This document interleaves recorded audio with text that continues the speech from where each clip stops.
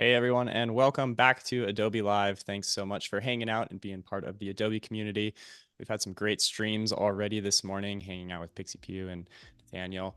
And now we are here hanging out with Jamie. Jamie, how you doing? Good. Thank you so much for having me. I'm super excited for today. Yeah, we got kind of a cool show for the next 90 minutes or so. And I do see people hopping in the chat already, so it's going to be a fun one.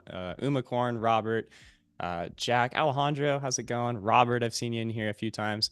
Thank you, everyone, for joining in. And be sure to funnel your questions this way.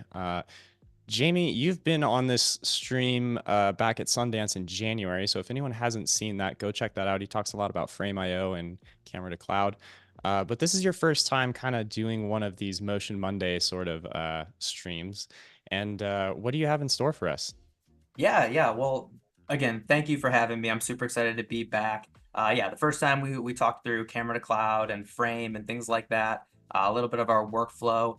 Today is going to be a little bit different. We're going to be talking and creating cinemagraphs. If you've, I would call this an oldie but a goodie. You know, it's one of those things that has been around for a little bit. We're going to throw in some extra spice and some extra flavor for those of Yes. you who may know what a cinemagraph is, and for those of you who don't know what a cinemagraph is, hopefully this should be fresh, new, and exciting. Awesome. Well, Jamie, that's a bit, I want to get into a little bit more details before we start about who you are and your background and such. For those who don't know me, I've been here a few times. My name is Alex. I am up in Bend, Oregon, where I run a small studio called Outward Element. And yeah, today we are talking cinemagraphs, as Jamie said, and we'll be working primarily in Premiere with a little bit of dabbling in Photoshop. And if there's enough time, we might even get to Adobe Express. Um, so for those of you who don't know what a cinemagraph is, it's basically, I think the best way to describe it, and Jamie, you can correct me, but I think it's kind of a still image where there is like a minor loopable movement occurring. I think that's the best way to describe it. And it's kind of typically like an animated GIF or a small video file. And so that's what we're going to be working on today. But Jamie, before we get into that, tell me a bit about your background, about what you've been doing. I know you're a video editor, you're a producer, and you've been doing this like a decade now. So tell everyone a little bit about yourself. Yeah, and you got some work here we can check out as well. Yeah, I'll kind of play my reel, I guess, while I'm talking. But yeah, my name's Jamie. I'm a video producer, videographer, video editor out here in Palm Springs, California. Um, like Alex said, I've been doing some video and motion work and even a little bit of consulting for about 10 years now, which is still really surprising to say that out loud. It doesn't seem It goes real. quick. Yeah, it's like it's gone quick, but it feels like it's been even longer than that. It feels like a lifetime. So, but yeah, I've worked with some big brands like Google and Sundance, which is where I did my previous Adobe Live. But I also work with a lot of on a much smaller scale with e-learning platforms. I do a lot of training tutorials and things like that on the corporate side. Um, YouTube, smaller unknown YouTube channels, social media stuff. Recently, though, I've been really trying to get a foothold on the local market here in Palm Springs and the greater Coachella Valley. So, working with a lot of local businesses, nonprofits, organizations, live events, things like that. And then, as I alluded to, I've actually just recently kind of dipped my toes into the consulting world, video marketing, which was a surprise to me as well. But I'm a chatter. I like to chat it up. So it could be something that I lean into in the future. But yeah, that's a little bit about me. But enough about me. I'd actually love to hear who's listening in today. Where are you guys coming from, and what do you guys do? Yeah, perfect. Be sure in the chat, let us know where you're watching from. I myself, I've been to Palm Springs a few times, and I used to live in Southern California. I'm curious, any other fellow community members here, if anyone else is from Southern California or just grown up in Southern California, yeah, let us know. Yeah, or So, who was at Coachella this past weekend? Love to hear that too. there you go. Yeah, music fans out there, let's hear it. So, we're gonna go ahead and jump in here, and yeah, I guess let us know first. Actually, first give us kind of an overview. What are we going to be doing? Yeah, and I think the best way to kind of explain a cinemagraph, as you were saying, Alex, is let's show us a couple examples. So I have a few examples kind of ready to go here. Let's put them at full screen. But yeah, like Alex was saying, cinemagraphs are kind of a mix between photo and video, a nice blend between the two. And I think there's kind of two two, maybe three kind of rules or guidelines that really make a successful cinemagraph. One is the fact that it is endless and seamless. You know, you can't tell where the beginning and the end is of your content. And from a practicality point of view, that can be really effective when it comes to social media with watch time and view time and things like that. So it can be kind of a nice little tactic to throw in there into your social media game plan. But also, I think the other side to that, which, you know, again, it's a guideline, it's not always 100% true, is a lot of times you're focusing on a specific area. And this is actually a good example because you can see that there's three little fountains here, but only two of them are actually moving. And I think Mhm. and the water below is not moving either. So I think that's kind of the other element that really makes an effective and sells that effect, is that something is moving when reality, a lot of the other things that you see in there should also be moving. So yeah, that's what I kind of think of when I think of a cinemagraph. You got your photography, you got your cinema, you got your cinemagraph. So what Put we're it gonna be together. doing is we're gonna pick one. Oh yeah, sorry, go ahead, Alex.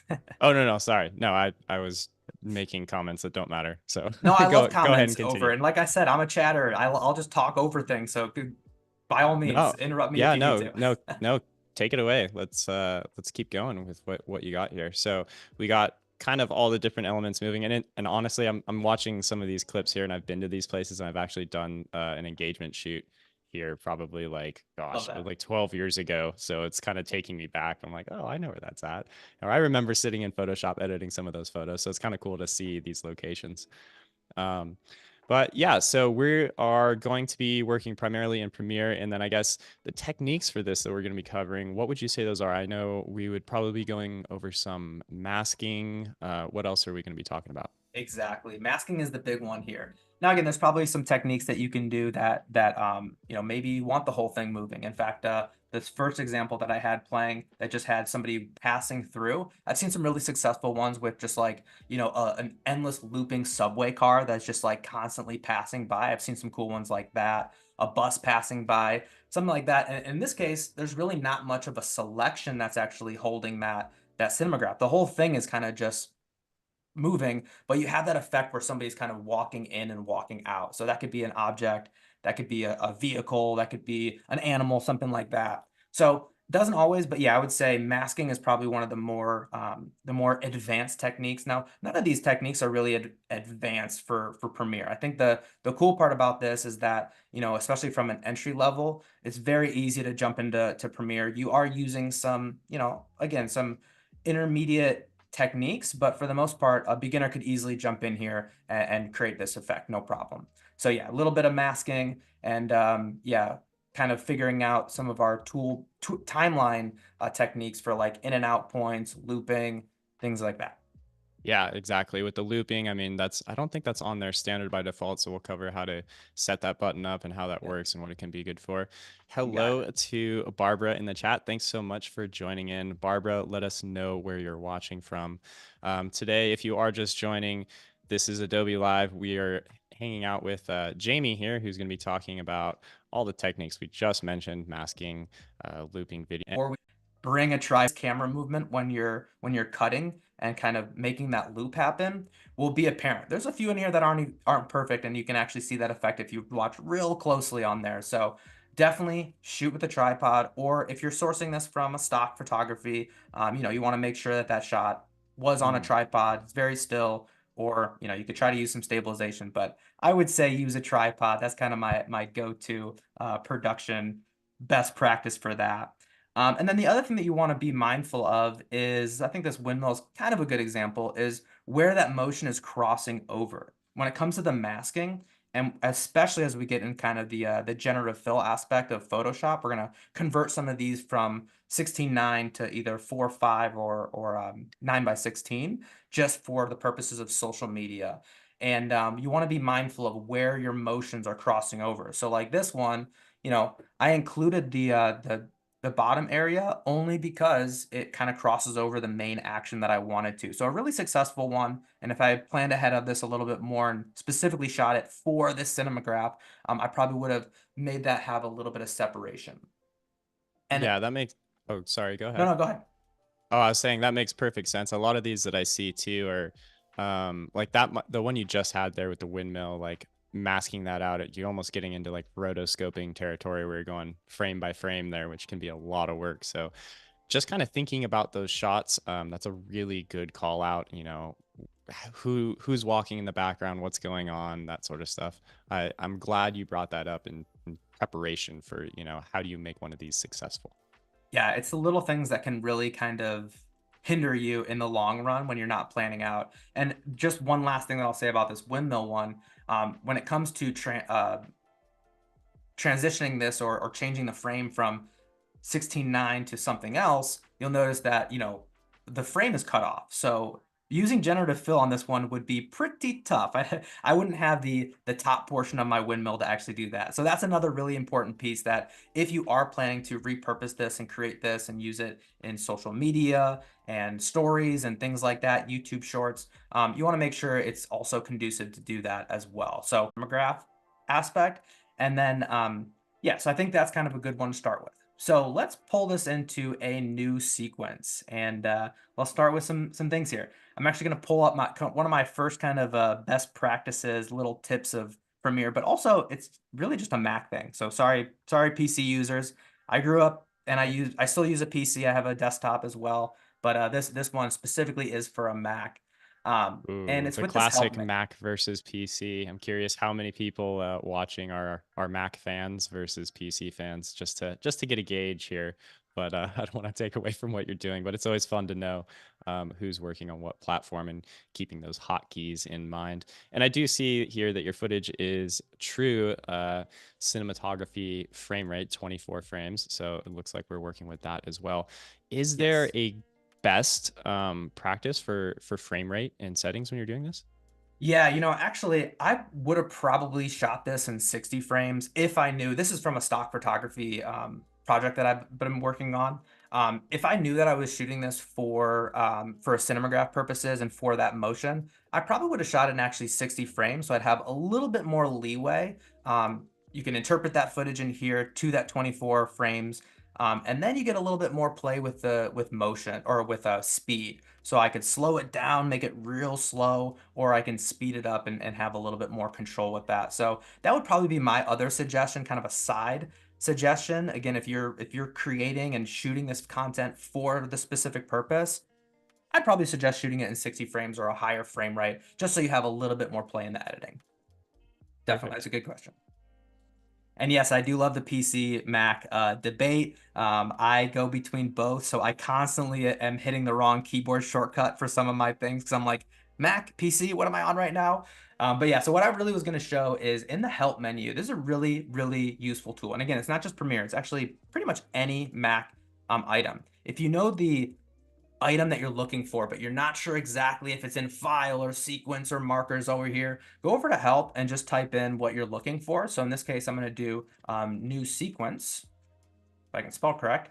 Mhm. And if you hover over that item that you're looking at or you're looking for, the Mac application will actually give you this nice little floating arrow and tell you exactly where this item is. So file, new sequence from clip, there it is. But like I said, I grew up with a PC. I love my right click. So I'm actually going to do the same thing, right click. You can Yep. scroll down and find new sequence from clip. What I love about this feature, as opposed to creating a new sequence, setting the parameters, dragging the clip in, it's conformed to that clip. So 24 frames, it's the same frame or it's the same aspect ratio of that clip. So it just locks that into what I need it to be, right? So that's a really great tool. Love that. Yeah, the spotlight tool up there kind of under the help menu can be really helpful for a lot of things that you're just, I don't know exactly which menu it is. So I love that tip. I do know of one other way to make a sequence from a clip that might even be faster. I'm curious if you know it. Um, but you can click and drag that clip straight down to that kind of bottom right of that window.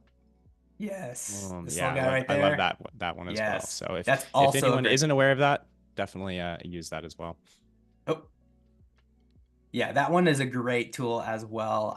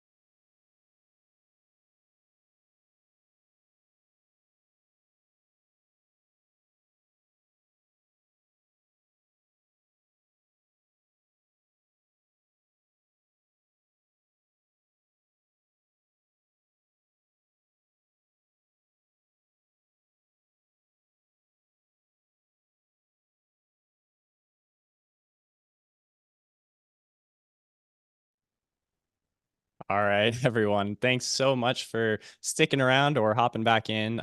We did have some internet going down in different places, so we had to kind of. Jamie, let's go ahead and dive back in. We are working inside of Premiere. We're making cinemagraphs. We might do a little bit of Photoshop and maybe a little bit of Express if we have time. And yeah, take it away. Yeah, well, thank you guys for sticking around. Technology is technology. It wouldn't be a can't be perfect all the time, right? So yeah, we just started kind of bringing in a clip and sourcing our material, if you will, bringing that into our timeline. So we're gonna start kind of picking our best moments here that we can start looping this and then start to kind of mask that. The one thing that I'll notice, we have our barber pole here is, we have not only our barber pole moving, but we also have our trees in the background on here. So I'm Oh. probably gonna, like we talked about masking, I'll probably mask just the barber pull out. You can also see a little bit of camera shake right here. Something must have bumped my tripod. So we want to avoid all of those things right there. So let's find a really good spot to set our in and out points. Let's start with that, and then we'll go down the rest of the line here. So I'm going to use kind of the red here, and I'm just using my arrow keys, my left and right arrow keys to go frame by frame in here, just to kind of find that right one. So there's a little bit of white at the top. We're going to pick it where there's none.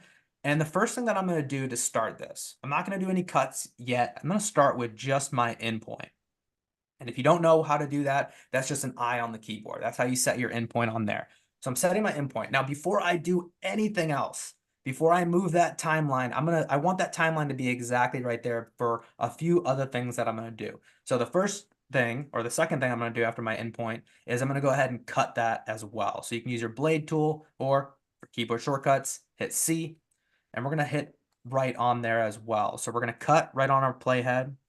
The next thing, again, before we play or hit any movement on that timeline, is we do want to duplicate this. We have our video aspect of it, but we need the photo aspect of it. So I'm going to duplicate this to get that started here. And I'm going to hold down Option, Alt for our PC users out there, Alt, and we're going to bring that up to the next layer. So now I have a duplicate on it.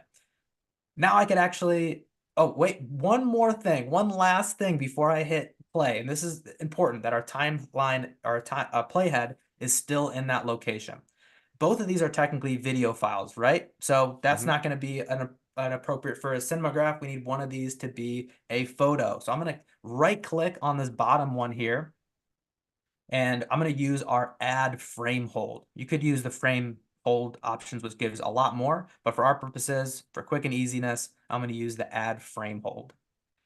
Now I can actually start Right. playing around and choosing things and, looking And at in our this clip. instance, we're doing that because we don't necessarily, we're not going to have the trees moving. It's just the pole.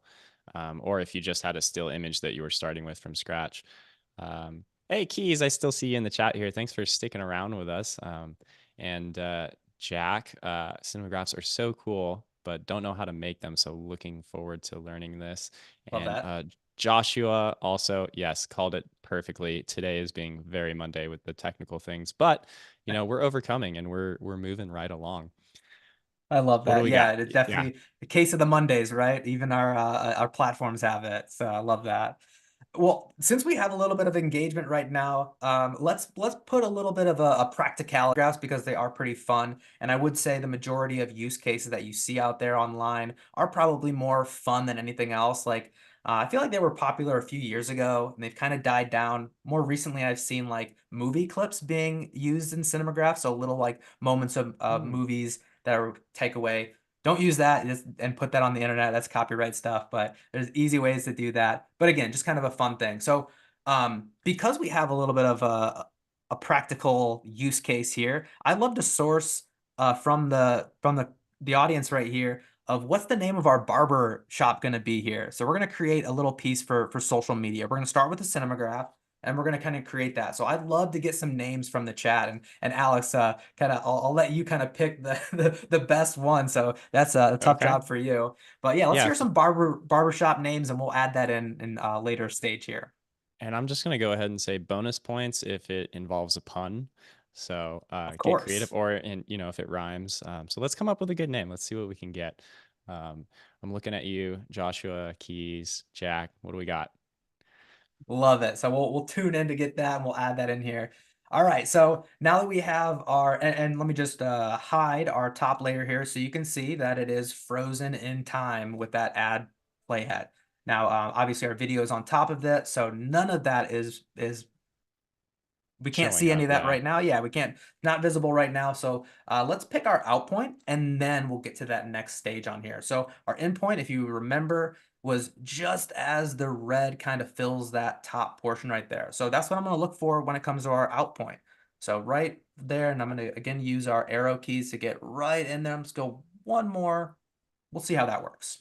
Now I could trim these and, look at it, go back and forth and look at it. What I'm going to do is just like I set my out point, I'm going to set my in point. I'm going to set my out point with, you probably guessed it, O is our keyboard shortcut for that one.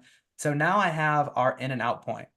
Now, if I play this right now, that in and out point doesn't really do too much for our purposes right now. So I want to make sure that this is looping playback between our in and out points. This is going to be really crucial to kind of figure out if those in and out points are actually working for us.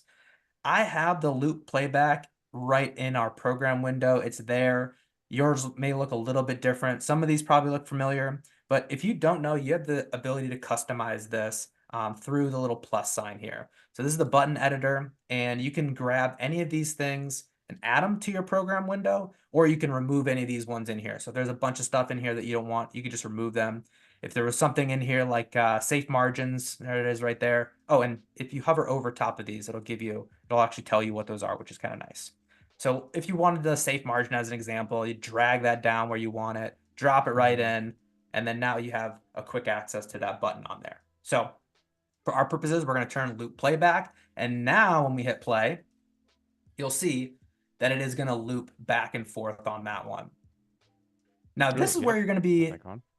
Yeah, and this is where you're going to be kind of playing with it the most here, is really kind of finding that right thing. I would say, as a best practice, if your video, without doing anything else, looks good just from here, then you've done a pretty good job. I can see that. Yeah, Yeah, that if, looks if great. it's if it's already like perfect, you're good. It's funny because it looks like the light is kind of turning on. This was shot at dusk, so I feel like the Oh, yeah. dramatic drop in sun is already affecting us just within a few seconds. So maybe something else to keep in mind as you're shooting on there.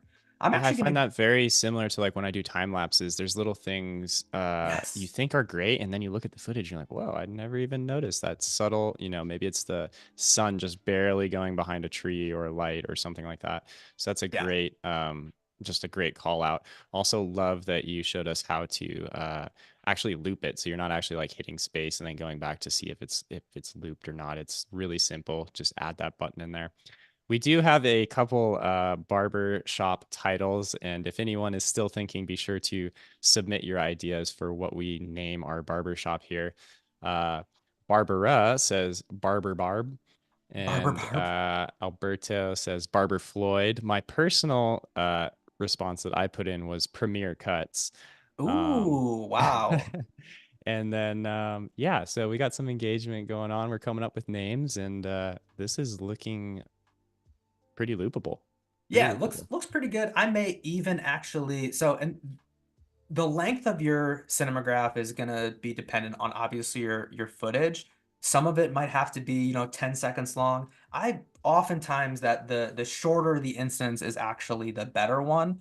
Um, and there's a lot of other techniques. We're gonna with our example here, we are just gonna find that closest point to our endpoint that's gonna match, that's gonna allow this to happen. But you probably have seen out there on social media where somebody uses kind of like the bounce technique, where it's kind of like going one way and then they use a reverse. So if we get a chance to maybe show that, there might be, it doesn't work for this one in practicality, but there are some really good use cases where that would be effective and nobody would know if you're using that effect.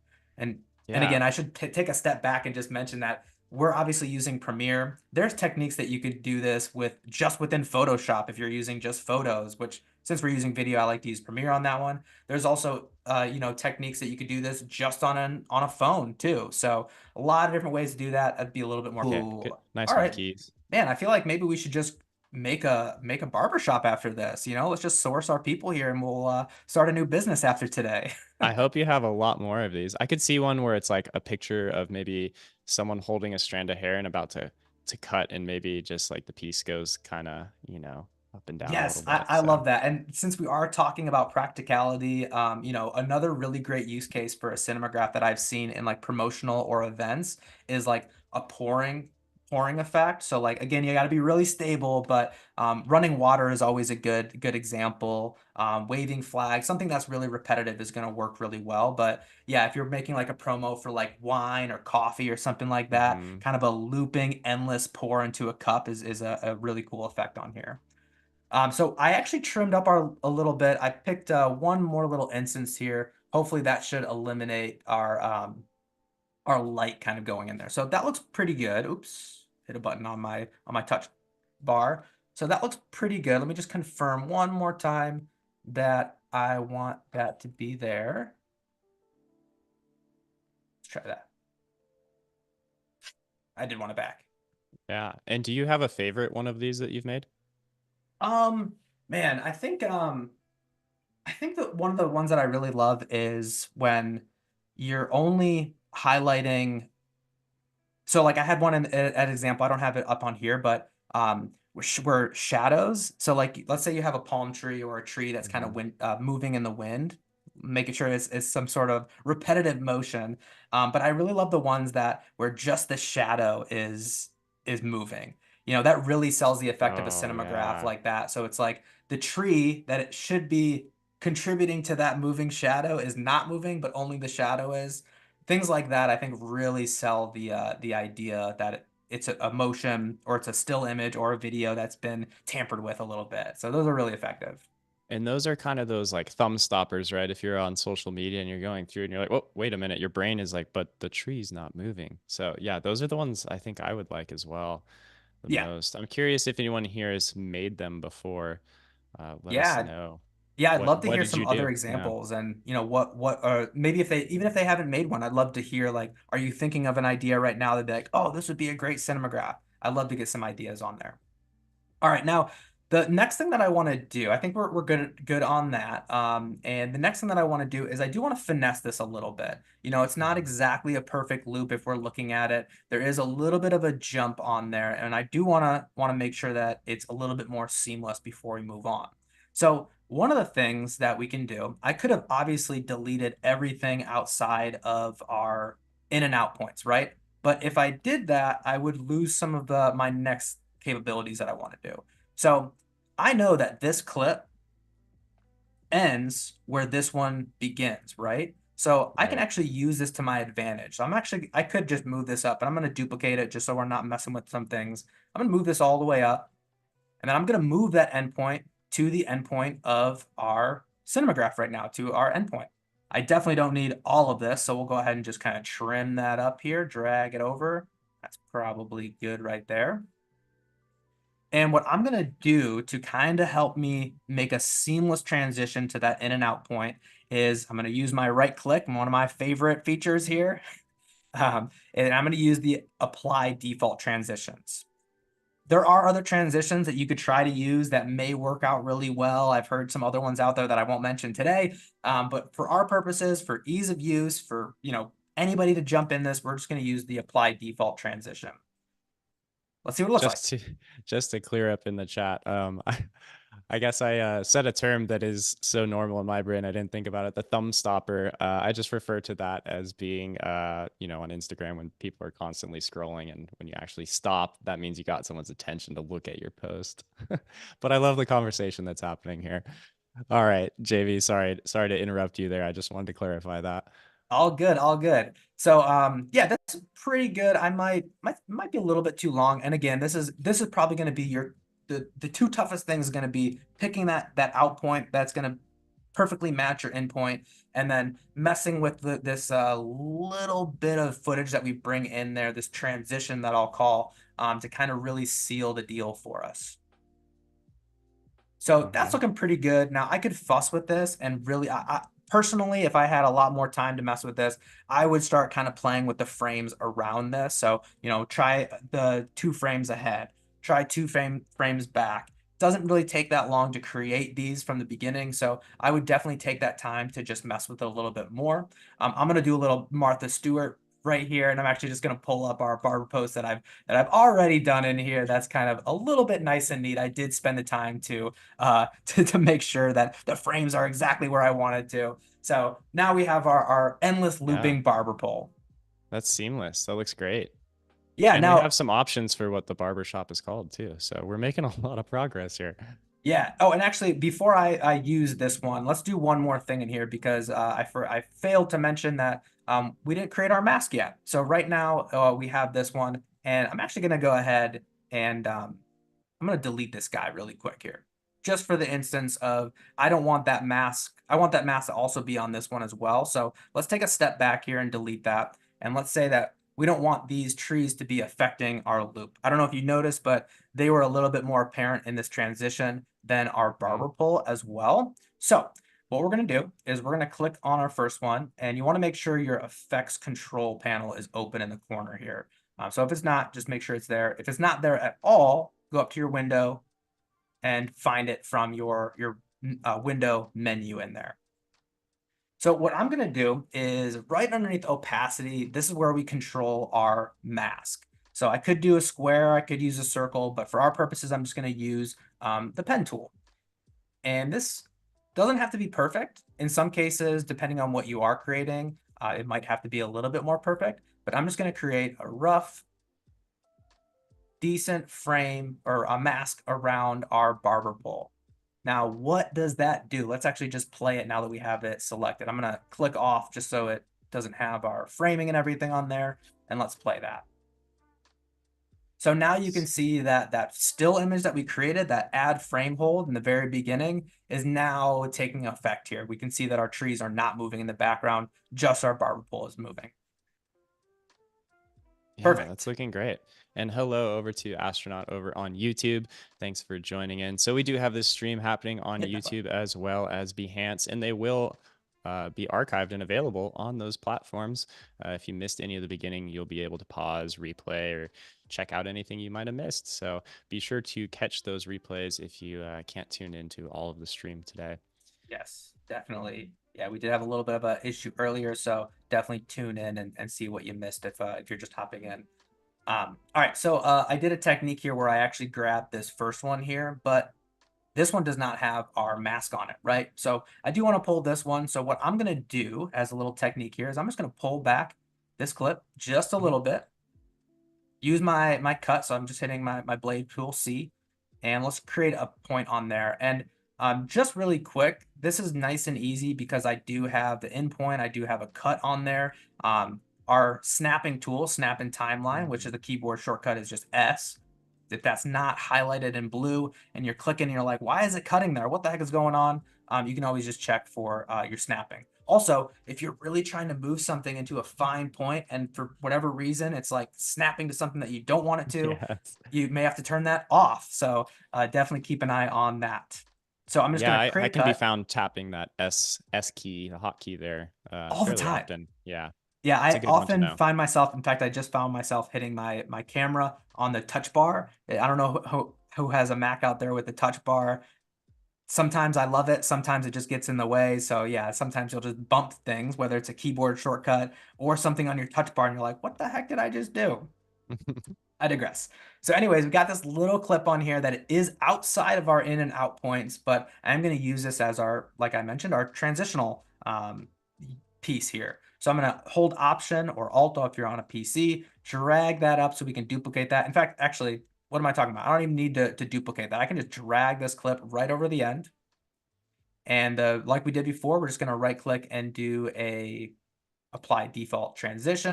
Go a frame for Stuart here. I'll get our raw one in here, and we'll use this one as our main source. Okay. So I'm looking pretty curious, good. I'm curious if you've ever used the slip tool before in Oh, Premiere. It seems like it'd be a great use for this. yes, slip tool again. I just mentioned the touch bar because I keep hitting it on Yeah. my on the touch bar for whatever reason. It's locked to zoom instead of Premiere. Anyways, Yeah, I love this flip tool, especially when you're just trying to make, the the video needs to be the same length, but you're just kind of cutting between one video to the next one. Yeah, I love, actually, my favorite one is the rolling edit tool. You can see it right there. I use this Hmm. tool probably more than anything else. But yeah, love that. Awesome. All right. Cool. So now that we have our loop on here, we could probably end it right here and just say, okay, cool. Yeah, It's a that's pretty good. cinemagraph. I'm good. Yeah. Post it, done, whatever, right? But that's not our thing. We're sourcing a barber shop here. We're creating some content for them. Sending them this would probably be like, okay, what now what? What am I doing here? So Hmm. let's take this to the next level. Let's say that there was an event, maybe a grand opening, or maybe some sort of promotion that the barber shop is running, and let's lean into that. Now we could use this one, but let's say that the ask is to put it on social media, and I'd love to source this as something as well. I've been hearing and seeing a lot more about social media and Instagram specifically pushing out the 4:5 aspect ratio. I'd love to Yeah. hear if that's something that people also have been seeing, that the 4:5 aspect ratio is more preferred than 9:16. So if anybody has any insight to that, that's really in depth into the social media world and the algorithm and has some insight on that, I'd love to hear from you guys and what you think. But for the most part, again, let's assume that we've been asked to have a deliverable in one of those formats for social media purposes. So what do? We could easily go ahead and, do something like nest this together and zoom in on it a little bit if we wanted to. We could convert this into, a different frame rate. Like we could go up to our barber post here, our sequence up here, and we could do an auto reframe just to put it into 9:16. I want a little bit more control on it and a little bit more freedom to do that. I also like the framing that I have here. I don't want to necessarily zoom in and lose some of that quality quality and just the composition that we have here. So what I'm going to do is we're actually going to pull this into Photoshop and we're going to expand it out. Let's create a 4:5 or a 16:9 template for that. And we can work with that And and And bring Jamie, that just back in. before we do that, I'm wondering, just in case anyone's not following on what we're talking about with aspect ratios and the Oh, sure. resolutions, could you maybe talk about, so what is that resolution for the 4:5 that we're going to make? And I'm curious if you could just really quickly make a sequence with a 4:5 with that in there to see, why would we need to scale it? Like what would actually happen so we can visualize what we're about to do now in Photoshop. Yeah, Does that yeah, make sense? definitely. Yeah. Yeah, absolutely. And in terms of the aspect ratio or the actual resolution, I maybe somebody has it on standby, but I'll show you kind of a trick that you can do. I actually tend to use Photoshop because a lot of those Photoshop templates are kind of built in, so we can actually use some of the aspect ratios that they have here. So let me share what I mean here, and we can figure that out as we're kind of going through there. But essentially, 1920 by 1080 is your standard This one's a 1920 by 1080. These are shot in 4K, but our purposes right here are just 1080 by or 1920 by 1080. Again, I'm not sure 100% what that 4:5 aspect ratio is. Obviously, 9:16 is just the opposite of that, 1080 by 1920. Yeah, I want to say it's something I don't remember off the top of my head. I think it's like 1350 by 1080 or something right That around there. sounds right. I've had it Um, written down on post-it notes before with different projects that I've done and different jobs that I've done, and yeah, and it's a those common one too. stuck here. Back in my days at GoPro, we used to have to do that quite a bit. And different platforms will have different ones. I think LinkedIn right now is kind of favoring 1:1, which is just a perfect square. Traditionally, you have 16:9 is kind of this, widescreen format, and then 4:5 would almost be a square, but it's a little bit taller, but Yeah, not quite the same as vertical for, the 9:16, which is a full vertical for like a cell phone. So yeah, yeah. and for a long time, I feel like the 9:16 was the standard for Mhm. YouTube Reels, Stories, uh, YouTube Shorts, Instagram Reels, Instagram Stories, things like that. But again, correct me if I'm wrong, but I've been hearing some some things out there and trending things out there about 4:5 kind of being a preferred aspect ratio for Instagram. So I don't know if that's true or All not. I know is that social media changes. You know, one day it'll be 4:5, and the next day will be ooh, what do we have going on here? Which The is next day it'll be oh, we're going on pause really quick. I, all right. I think we're back. That was weird. Um, Yeah, All I don't know. right. Again, Well, tell me if you've heard the same things about 4:5 aspect ratio. But Alex, you're absolutely right. I feel like social media is always changing. If you feel like you're on a trend, you're probably already behind it. I feel like that's just how quickly those things um, move and happen on there. All yeah. right, so let's explore. Excuse the blip in the matrix, as Uma Korn puts it there. Um, Yeah, we had a little screen sharing stop, but so at this point we're going to now expand the image. It sounds like we're gonna kind of, so we don't have to actually scale it. We're gonna recreate some more, and it sounds like we're gonna be using some AI to help us. Is that correct? yeah, I think it's a perfect time, and we're kind of at an interesting time to talk about the AI stuff because if you just heard about some of the announcements that just happened in the past week, Premiere is finally getting its officially getting its AI makeover, its AI glow up, if you will. So this would actually be an interesting topic to revisit after those things come through, especially with the integration of like Runway or Sora, depending on how that looks. Be very curious to see how that technique could be incorporated into this process as well.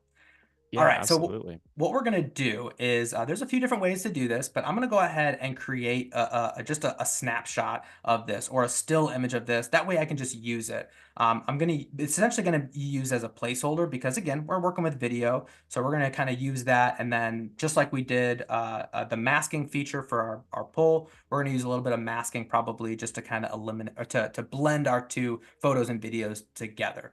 So on our program window, we do have an export frame option, which I love. I'm not going to worry about naming it and all this stuff. I am going to go ahead. Oh, I'm going to make sure it is in the right format for us. So we'll do JPEG for this. And then I do want to make sure that it's just going into, a folder that you prefer, somewhere I can find easily. We'll put it in our graphics folder here. And while Jamie's getting that export set up, I do want to give a shout out. Adobe's podcast In the Making is back. It just started back up a couple days ago, season 2. If you haven't checked it out, be sure to go check it out. It's on Apple Music, it's on Spotify. I love that podcast. There's a lot of great just content and real talk happening on it for anyone in the creative industry. Definitely recommend checking it out. And new episodes are back. So be sure to go check that out. And again, if you haven't subscribed or anything like that on Adobe Live at Instagram, be sure to do that as well as on YouTube. Jamie, we got about 20 minutes left before we have to do a recap. Is that enough time to get through everything we want to talk about? Oh yeah, these next two processes should be pretty quick on here. And then I'll kind of leave it open for some interpretation what we could do next on there as well. But I was just loading it up into Photoshop here. Oh, and it does not want to bring it to my other screen. Getting a Hang on. serious case of the Mondays here, but that's okay. That's what happens here. Um, Jamie, you said you've been doing kind of video here for, 10 years or so. Is there a particular project that we could direct people to maybe check out or something you're most proud of, or where can people find your work? Yeah, let us know. Where's the best place for people to follow your work and if there's a particular project they should check out? Well, I talk about social media a lot, but this is with businesses and things like that. It's funny. I feel like I've spent so much time on other people's social media that I don't spend too much time on my own personal one. But maybe this is a perfect opportunity to come find me on my social media. Maybe that'll encourage me to do a little bit more posting and engage a little bit more with the social media world on my own. But I do have a portfolio, Adobe portfolio that has a lot of my work on there. I try to keep it updated as much as possible as I can. But yeah, you can definitely find me on there, especially if you're looking for work out in the Palm Springs area or some advice. definitely find me there. But yeah, I would try to, I would find me on social media, on Instagram. Again, I'm not too crazy active on there. But yeah, maybe if a few, if I get a few followers, like 3 followers, I'll start posting more. Just kidding. I gotta totally agree with that. I'm not super active on social as well, and I think it's because I do so much of it for my clients' work that I'm done with it. I don't necessarily do it for myself, but I do a ton of it for other clients and businesses. So Yeah, yeah. well said. Really quickly, it doesn't want me to share my other screen right now, or it doesn't want me to bring this in my other one. So really quick, I'm just gonna stop sharing for a second and share just the Photoshop window. We'll flip flop through there so we can make All sure that right. we can see everything. Yeah. So we are working on Jamie's screens, getting things sorted out. So give us just a moment. So for whatever reason, my Photoshop will not move to the other screen. Can you move it to that screen? That's what I'm saying. It will Oh, not move to the other screen. I don't know if it's the layout that I have or what.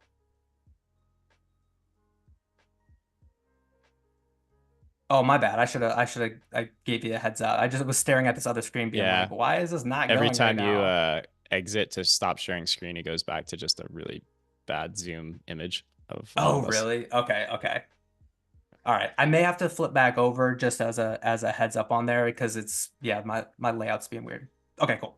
All right, so we are in Photoshop right now, and if you haven't used this feature before, it's a really cool one. There's a whole bunch of things in Photoshop. It gets really overwhelming if you've never used it before, but all we're going to use is our crop tool. That's essentially the only thing that we're going to use on here. Our crop tool, and we're going to drag this out to the right aspect ratio that we want it to be. Now, what's really nice is our generative AI little window. I'm not sure exactly what this little guy is called, but this does pop up and it is giving us this option that we are looking for. So we're going to go into our aspect ratios here. They're already kind of giving us some of the most relevant or the most common presets on here. And you can also kind of create your own preset as well. It'll actually, if you do new crop preset, it'll take what you currently have and it'll create that as a new preset on there. But for our purposes, we're going to do the 4:5. There we go. So that's what it would look like if we zoomed in. If we changed that aspect ratio in Premiere and then we cropped in to make sure that we didn't have any black bars hopping in there, this is where we would be limited to. So that could be pretty cool. We could actually kind of go with that if we really wanted to. But again, I like the majority of my framing. I kind of like that we have these trees in the background. We may even add a few more here. So let's go ahead and Mm-hmm. expand this out. Ooh, And we're maybe we'll going use the whole big. thing, maybe not. And you could center this if you wanted to. I'm going to use a little bit of our grid line on our lower thirds, and I'm just going to kind of place this where I want it. So we'll go kind of like right here. I think that's good. Maybe up just a little bit so I have, see what does Yeah, it. We'll see what and it this does is on the kind of a bottom and the great top. example to see, like, if we were to try to format this, we would have to zoom all the way in where you'd really lose the composition of the image. So this is a great, more advanced workaround to really, make it still look professional. And it's super easy too. So, and I'm toying with it a little bit just so we can see what happens on here. Let's hit Generative Fill. Let's see what happens. I'm just going to say fill empty sky. I don't know. You could probably do something different on there. We'll see how it works out. Not to mention it's quick. I can't remember. There's, man, it's only like even a few months ago where something like this would have been really difficult to accomplish in a normal job.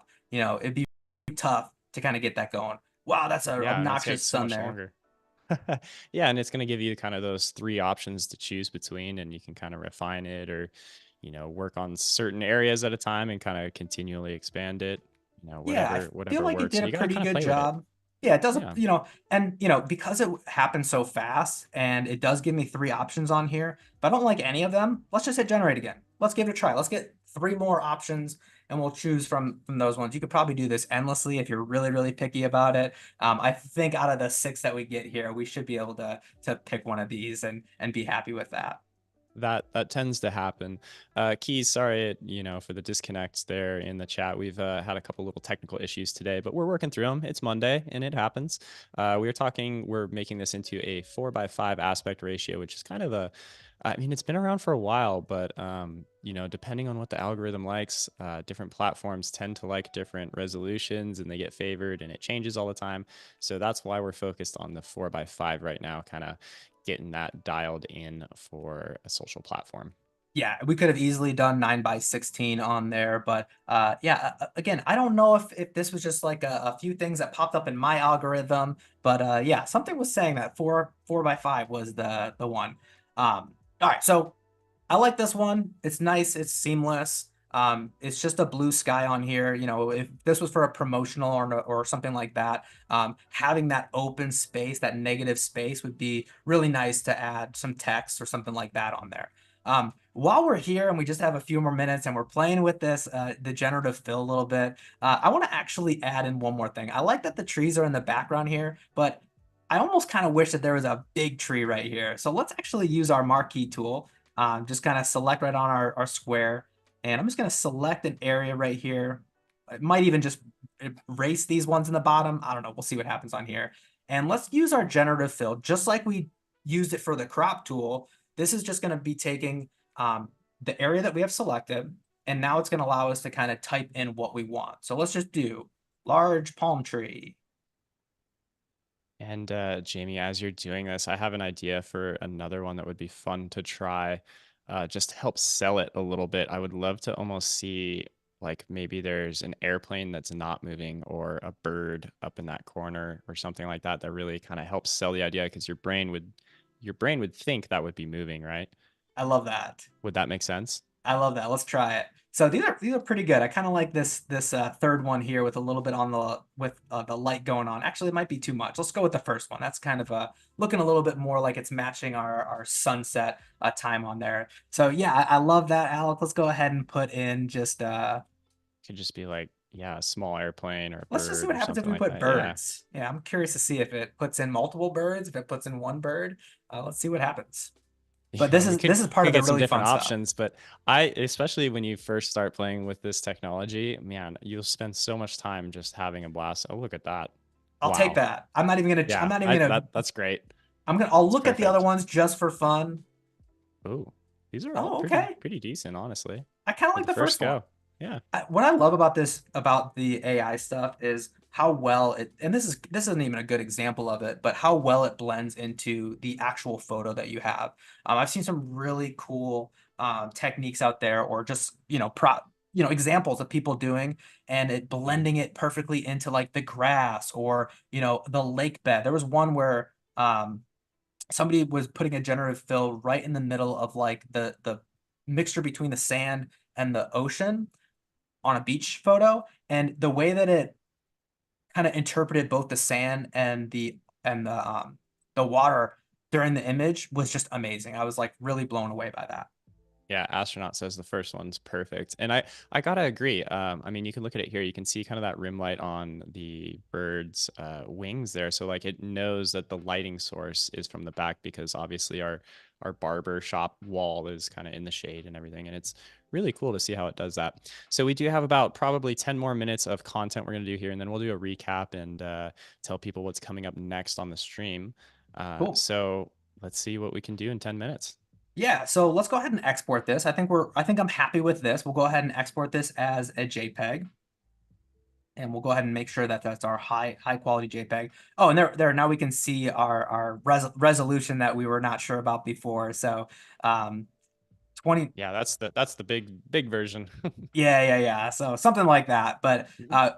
I'll show you what we do in Premiere Pro that will be really helpful to not have to worry about knowing that those exact numbers. So let's go ahead and export this. And I'm just going to put it into one of my areas that I got in here. And I'm also hoping to, so we'll export this right now. I'm hoping we'll have some time to go over like best practices exports for, how you would export this in Premiere, like what codecs you use. Because I feel like that kind of hangs up a lot of people that haven't done it before. And maybe there's some file size limitations for these sorts of, cinemagraphs Especially that as we're we start making. talking about converting it into like a GIF or a GIF, however you pronounce it. Yeah, there's definitely some techniques that you want to avoid to kind of eliminate that. Okay, so I am good on for Photoshop. So tech team, I am gonna move over to my other screen. Am I good to stop sharing for a second? Okay, All okay. right, yeah, let's go ahead and switch over screens. This is what happens when you work in the tech world. You have a whole bunch of different screens to go through. So All we're right. back over into Premiere right now, Yes. and now And we want we, to bring that image in, right? yep, we're going to import that image in on here. There's a few different ways you could click and drag it in. I'm just going to right click in the open area on our project panel here. I'll do import. Go ahead and locate that. I put the post on there, so I knew that it was there. And now we have it here. And just like I started with the video, if you guys weren't here, how I started this to create the sequence is I just right clicked on it and I chose our new sequence from clip. What's really nice about that is it is going to take that resolution, the aspect ratio, and in this case, the frame rate won't matter, but it would take the frame rate of the clip that you have as well. So we're going to go ahead and do that. You can see it just defaulted to 2997. So I'm not going to worry about that right now, but you probably would want to reformat that, adjust your settings so that it does, sync with everything else on there. Okay, Perfect. so now we have our still image on here. So what exactly do we want to do from here? Well, we want to go back into our regular sequence here, and Hmm. you can The one copy that and we were paste working this on earlier. in Yeah. if you wanted to. What I'm going to do to make this a little bit easier on myself is I'm going to go ahead and select all of these, and I'm just going to nest this together. That's going to allow me to have a little bit more control. It's also going to put all of these on one layer. So I don't have 3 layers coming in. I just have 1 layer going in. I can always go back to the nest and edit that within there. But this is just going to be for my own purposes to keep this nice and tight. So we'll just do barber whole nest just so I know. And I'm just going to copy and paste this. Could also just drag the sequence over, but Yep. Nice. Yeah, and that all just right. makes it way easier to kind of manage and see everything that's going on. And it's kind of like a folder. If you need to, you can double click in there and it'll open up that sequence right away. Yeah, it's super nice. If you use After Effects at all, it's kind of like pre-comping in After Effects. So Mhm. it's a really nice way. It also is really beneficial if you're just trying to put like motion or scale or something like that on multiple clips at once. This can be a really nice technique to just nest that, and then you're controlling the motion and the scale for everything within that nest. So that's really beneficial for us right here because you'll notice I didn't do the easy way. I could have kept our image in Photoshop right where it was, right in the middle. And that way, when I did import this in and it went right into the middle, it aligned at center, I wouldn't have to mess with it a little bit. But I didn't want to be easy on it, so we'll go ahead and bring this down and align this exactly where we need it to be. I think it's right about. Can I share a little secret for aligning it? Yes, let's I hear don't know it. if you know this. Okay, so right where your cursor is at there under opacity, if on that top layer where it says blend mode, if you change that to difference, and then it's gonna make it all the way towards the bottom, change it, yep, up right there. So now Love you'll that. be able to move it around just a little bit, and when it's all black is when it lines up perfectly. That's a And then you great just change technique it back to there. normal. Love that. I normally just do the regular opacity, which as you can see, worked a little bit, but man, that is a great technique right there. So blend mode, difference, and then when you're lined, you're good to go. You can bring that back in. Cool. Now, obviously we did some additional things here that we may want to iron out on here. So I have kind of my old palm trees in here that's blocking our other one. So just like we did earlier, we are going to go ahead and use our pen tool now. Again, instead of the pen tool on just one of those clips, we have the full nested clip right here. So we're going to go ahead and use our pen tool. And I'm going to be a little bit more particular on this one. That way we just have a nice clean mat, and I'll show you what we're going to do with that as well. It also should eliminate that little hard line that we have going on there too. All right, Joshua, I'm glad you're digging the difference Matt, I guess I would the difference blend mode for aligning things. That's one I learned years ago and have been using quite a bit. And now we're kind of masking Ooh, everything here didn't do that. All right. right inside of Premiere. Yeah, so now let's take a look. All right, Cool. We are looking pretty good with that. We have kind of our blending in there. I'm going to set my out point like we did before. So we have that nice and our nice in and out points to effectively sell our or our Cinemagraph. And I'm going to turn our loop playback on as well. That is particular to sequence. So if you copy and paste or bring it over a new one, you will want to make sure that that is aligned and good. All right, we are looking pretty good right now. So let's say that the very last thing that we wanted to do is add some text in on here. Before I do that, or well, actually, let's go ahead and just add some text in. What was the name of our what was the final word Oh boy, of our barber name? let me look up in the chat here. We had a couple options. Premiere Cut still stands out to me, so that one might be a good one. Premiere cuts. It's a Yeah, little punny. I just Start love a with good that. pun. Okay, All right. yeah, we can roll with that. Also, happy Earth Day to everyone out there. Oh my Hope gosh, you're happy Earth celebrating it Day. in a great way. Yeah. All right. So now I have my text in here. I just kind of put in Premiere Cuts. I'm not going to mess with it too much on here. If if we really wanted to go crazy, we could have brought it into the text capabilities like within Adobe Express and made it look like hair. I don't know. That would be really weird. Actually, I challenge somebody to actually try that out in Adobe Express and create their text into hair and see what that looks like. Oh, I getting grossed out just thinking about it, actually. Yeah, Adobe Express has a lot of cool features for making your own fonts and just having it be really unique. So that could be cool. All right. Yeah, it's pretty cool. And if we had a little bit more time, we could definitely play with that. In this case, we're just going to add this in, and I'm going to my essential graphics. Once again, if you don't have that, go into your window, go into essential graphics. You can move that over. But all I want to do is I just want to, change our font a little bit. Let's just do a classic font like Arial Bold.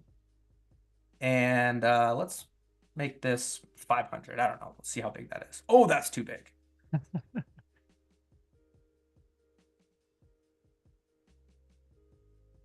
Yeah, Oh, and having this essential graphics panel is nice. Update within, I guess it's been around for quite a while now, maybe a year or two, probably longer than maybe even longer than that. But it's nice having everything in one category or window, I should say, is probably the correct term where you can it edit everything. it really is, and it's very versatile. I don't know how much you guys use text and things like that, but if you're familiar with like Photoshop and Illustrator and some of the text features, there's a lot of stuff in here that you could get caught up on here. So I'm gonna add just a little bit of a rotation here. We'll kind of align it with the same. Um, whoa, let's just do a number here. Let's do like -20. I don't know. That looks pretty good. There you So go. I'm just adjusting a little bit of my positioning here, and I'm going to line it right with our barber pole and kind of the And edge of the building here. And you'll see why I'm going to do that in just a second. and we do only have a couple minutes left, unfortunately. I'm not sure how much more you have to go here, but I would love to cover just how someone would export this as well. Yeah, we are pretty much done. The last thing I'm going to do is I'm just going to bring this down a little bit so you can see that it's kind of covering a little bit of our barber pole and our thing. One, just to draw the attention into what our motion is, and then two, just to give us a little bit of a nice little effect here. So you'll see that my text is on the top layer. Really quickly, I'm just going to actually drag this one above. And then here's a nice little keyboard shortcut if you don't know how to just move a piece of media up and down Mm. in your On the layers. sequence, yeah. Exactly. Just hold down Option or Alt on PC, and you just use your up and down arrows, and you can kind of quickly and easily move some of those things up and down. So now you can see the way that the reason that I did that is so now that our text is kind of hidden behind the pool. So just give a little bit more depth, a little bit more of that Yeah. foreground background on there. And again, it really just kind of calls attention to our motion that's actually happening on here. So that And Jamie, I got is, a question yeah, from love Keys it. here in the chat. I was wondering, so curious how the new video generative features will be like for Cinemagraphs. What do you think of some of the new features that are coming out? How do you think that's going to affect all this? Yeah, I was just mentioning about it very briefly that I'm very excited. I would love to revisit this technique and this process with some of that generative AI stuff that's coming out. I will say that I have a subscription to Runway. I have been trying different things, and Alex, you mentioned something. I forget exactly what it was, but it gives a little bit of a nostalgic feel. I don't know if you've ever tried it, but if you tried putting like just a regular still photo into Runway or one of those, video AI applications, it actually kind of creates a cinemagraph. It's almost like it's built to kind of create that. So yeah, love the new features that were just announced. I'm very curious, and I would love to revisit this technique with some of those and find a nice process and procedure that incorporates that generative AI. Next time we talk about this, we may not even have to bring in Photoshop at all. We could probably do it all Yeah. within Premiere Pro, which would be crazy. Yeah, there's a lot of really cool stuff that was just announced and just coming out. I do want to just, as I mentioned, really quick, how would one go about exporting this? What are the best settings to use? Is it ProRes? Is it MP4? What would you do? Yeah, and I'm just going to file export media, and you could export this as a GIF if you wanted to, or GIF. Don't take me down for saying it wrong. GIF or GIF, you could do it that way. Personally, I would actually probably recommend just doing something like an MPEG, maybe an MOV. But if we're thinking, you want to think about where you're posting this onto. So if it is a website or something like that, a GIF might be your best option on there, because then you don't have to worry about somebody hitting the play button and then it ending in the 3 second clip and they have to hit the play button again. So it won't actually do the looping procedure if it's on like a website or something like that. Because we are focusing on this on kind of a social media outlet, doesn't have to be crazy big. You might want this is where Adobe Express would actually be really good to kind of resize it. Export this as your high quality. That way you have that one on there. And then when you're out and about, I've been in a situation where I was borrowed a friend's computer, pulled up Adobe Express, and was able to kind of create a video out of a GIF right from there, or vice versa, just kind of reformat it or resize a Yeah, video. So yeah, I would definitely recommend using those outlets for you to get those things going. But yeah, I don't think it needs to be anything crazy. A lot of times they're perfect. not I mean, going that's to that's a just great just full to know. size. Yeah, we're not doing like, ProRes. It doesn't need to be a huge file and kind of what the best methods are. Jamie, we are winding down on time here. It's been great to have you here. We've covered a lot of stuff. We've gone over how to make cinemagraphs. We've had some Monday issues, but it's been a fun one to work around. And we've kind of animated this whole barbershop thing. I don't, barbershop pole. Sorry, I didn't know the correct term. And added in a bird and a tree with a generative fill inside of Photoshop. So we've done a lot. Um, it's been great having you here. I'm so happy you were able to join us today. We do have another stream coming up, so be sure to stick around, even though Jamie and I will not be there, sadly. But coming up next, we do have Adobe Spotlight. And Justin, the founder of Declassified Media, is going to be going over sharing some insights for retention and recognition while editing social media videos. So stick around for that. There's a lot more coming up. Jamie, thanks so much for being here. And yeah, that's all I got. But thank you very much. Absolute pleasure. And thank you guys for sticking around with some of our, like you said, Monday woes. Really appreciate it. So glad to be Thanks. here. Thanks so much, everyone.